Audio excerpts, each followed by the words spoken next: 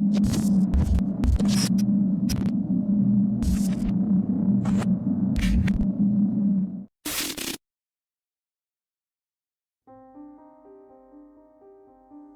you ever felt a strong presence from the woods, a feeling like you're being watched?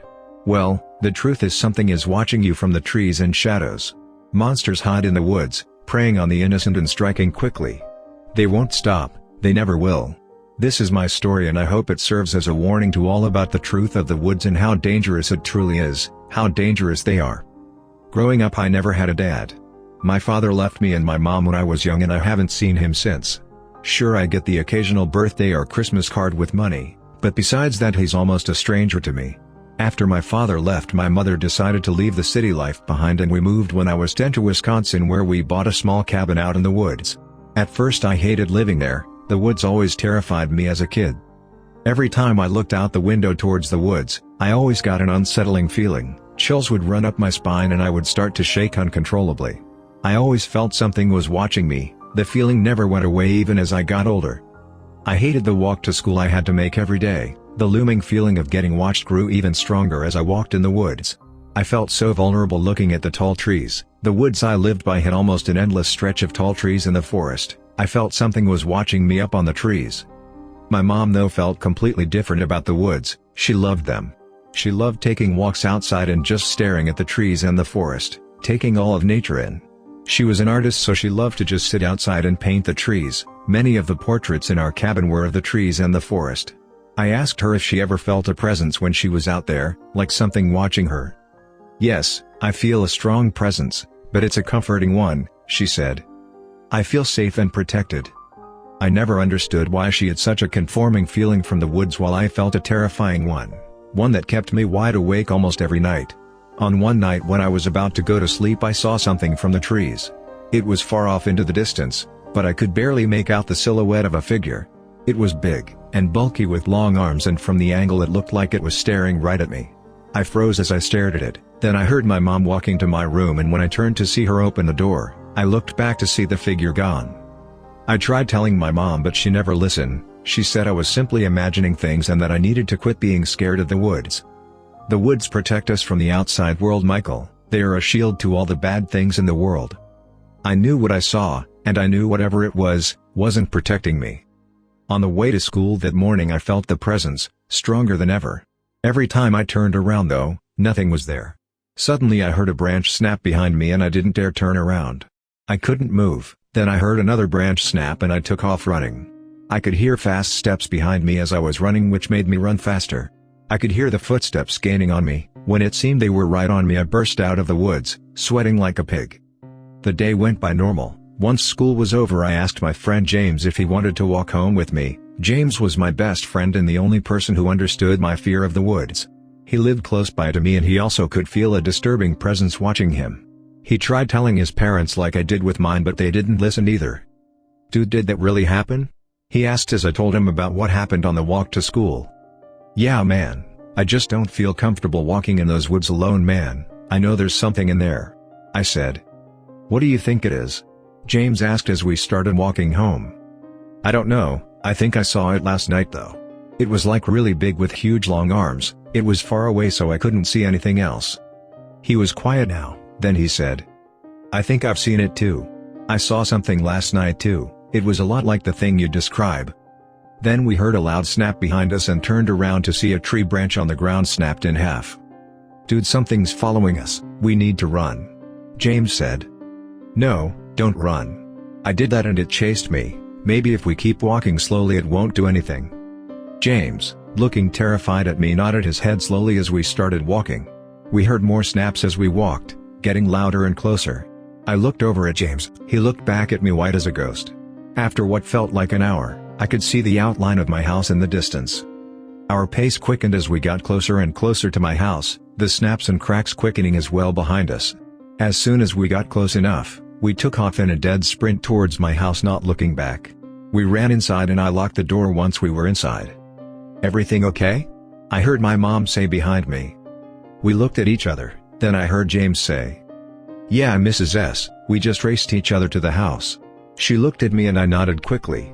"Okay, be careful though with the door, it's old and I don't want it falling off." "Okay, sorry Mom," I said as James started to run off upstairs. Once upstairs and in my room, James said, "Dude, we can't walk that way to school." "I know, but what will we tell our parents? They won't believe us," I said. James was silent now. I knew he wouldn't be able to come up with anything. "I think as long as we're quiet and walk slow, that thing won't come after us," I said. "Yeah, let's hope so," James said in a quivering voice. James went home shortly after that, and after I ate dinner I headed upstairs to bed. What was that thing, I thought as I laid in bed? A person? An animal? It's fast like an animal, but it looks like a tall person. I looked out the window into the dark forest, and froze. The thing was there and closer. I could make out more characteristics as I stared at it.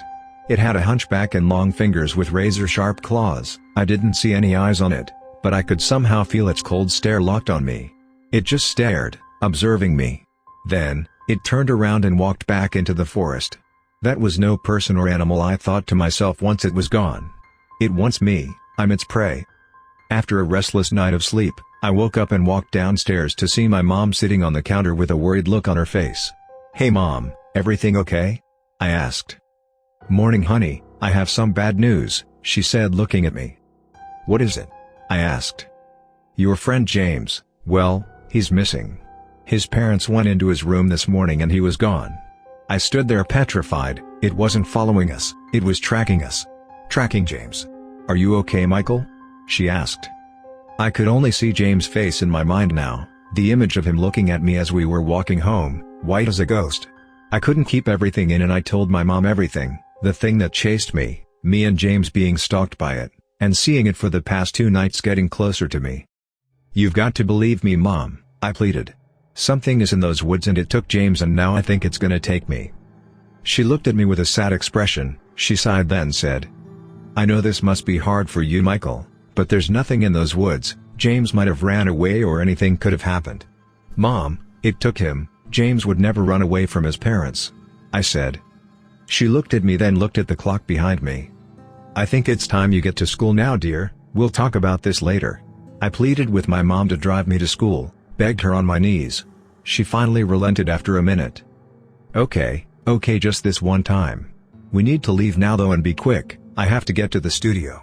I thanked her and ran to get my backpack and stuff. Nothing happened on the drive as I expected. After dropping me off at the front of the school, everyone ran up to me and asked if I heard about what happened to James.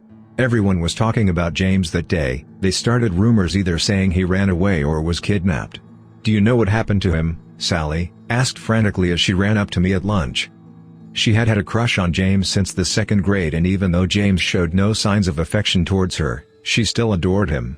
She was a short girl, with short brown hair and brown eyes. I debated about whether I should tell Sally the truth, but I knew she wouldn't believe me. No one would. I told her I didn't know and tried to continue eating my lunch, but she wouldn't give up. "Come on Michael, you're his best friend. Please, if you know anything that could have happened to him, please tell me," she said with tears in her eyes. I tried ignoring her but she wouldn't stop. Then her friends came over and started asking, then more and more people came asking if I knew what happened to James. The voices became too much for me and I screamed. "I don't know what happened to him, please leave me alone." I screamed as loud as I could. Everyone stopped talking and now stared at me. My cheeks started to turn red as I got embarrassed. The bell rang and everyone started heading off to class, leaving me still sitting at the lunch table. I packed my unfinished lunch and started to head off to my science class, which I had next. I decided then and there that I would find James. I had to know if he was alive or not. "James, if you're still alive, I'll find you." After school I called my mom and asked if she could pick me up. She said she could, and 5 minutes later she pulled up in her white Cadillac.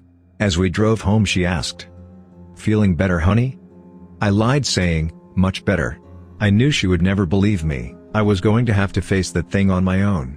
We got home and I headed straight upstairs where I dumped all my school supplies on my bed and started to pack gear for that night. I packed spare flashlight batteries, some water, and I put the pepper spray that my mom gave to me last year in my pocket just in case. As I was eating dinner, I came up with a plan. I would sneak out of the house when my mom went to bed, which was usually around 10, and I would head into the woods and try to look for James.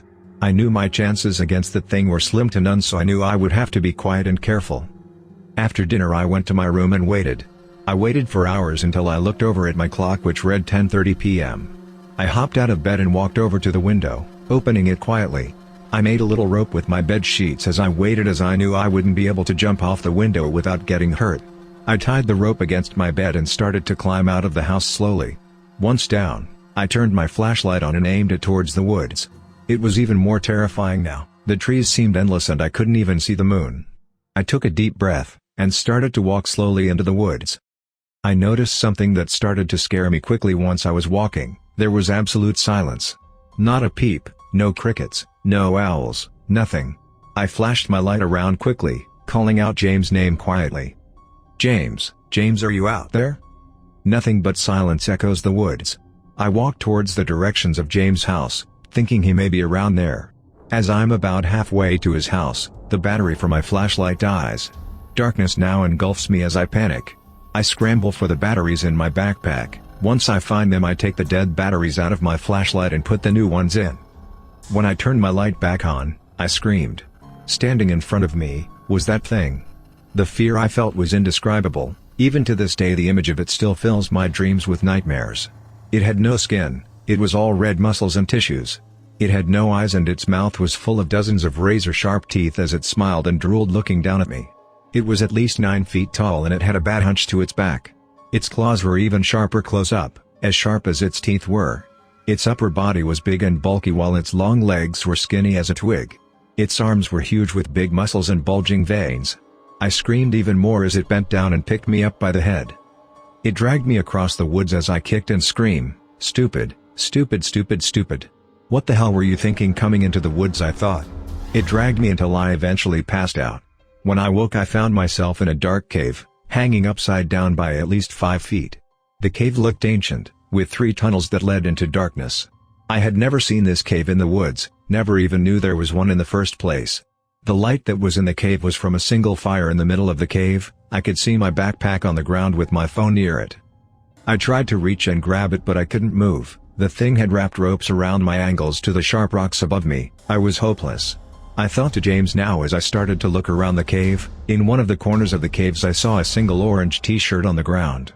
That's James's shirt, I realized. Suddenly I heard heavy footsteps walking towards me. I saw the thing walk into the cave as it stared at me. I panicked and started screaming again. Then the thing spoke in a dark and gruff voice. "Quiet food, maybe I'll let you live a little longer." I shut up now, petrified as it spoke to me. I saw in its hand a leg. "Oh God, please let that not be James." It spoke again now. "I've been watching you for a long time. You have always looked the most appetizing of everyone." It lifted up the leg in its hand then said, "Your friend here tasted wonderful, but I think you'll taste even better," it said with a twisted grin on its face. I started to cry, weeping at the loss of my friend and knowing that I would follow in his footsteps. Somehow, I got out a question in a shaky voice. "What are you?" The thing looked down at me for a moment, thinking, then said, "I am an ancient being. My kind is almost extinct as there are only a few of us left. We have ruled the woods for the past centuries, preying on anything that steps foot on any of our lands. Over time, hunters have come and killed most of my kind. Now we hide in the shadows, only coming out when food is near."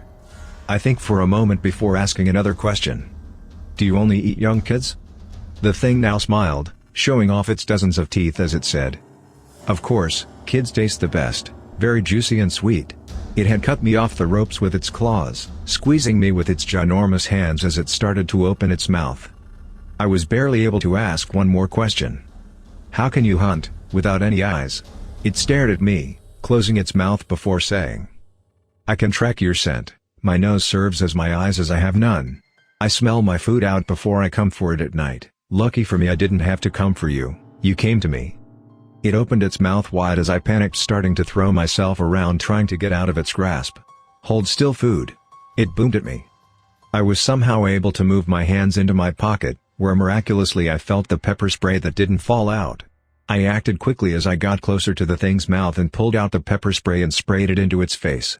It shrieked as it dropped me, crying and holding its face. I got up quickly and ran towards the middle entrance where the creature came from. I ran as fast as I could, hearing the creature give chase behind me. I ran until I somehow found the entrance to the cave. I saw it illuminating from the entrance as I ran with all my might into the day. I kept running even after I was out of the cave. I ran and never looked back. I was able to somehow navigate my way through the forest to the cabin, I gave a sigh of relief once I saw the cabin and stopped running. I looked behind me now, expecting the thing to be right behind me, ready to strike. Nothing was there. I walked back to the cabin, out of breath. When I opened the door, my mom ran towards me, embracing me as she cried. "Where have you been? I called the police and they couldn't find you. I thought I lost you." I didn't say anything. I was tired and hungry, but worst of all I was terrified knowing that more of those things were out there, waiting for me. We moved shortly after that to Chicago and moved in with my aunt. I grew up normally and made new friends in Chicago, even got a new best friend named Kyle. I never forgot about James though. He was my first best friend who had my back and died in the hands of a monster. The thought of that thing still haunts me now. I tried telling my mom what happened many times but I couldn't. I knew she still wouldn't believe me. What scares me the most is knowing there are still more of those things out there, hunting in the shadows. I write this story to tell everyone, to warn everyone about these things.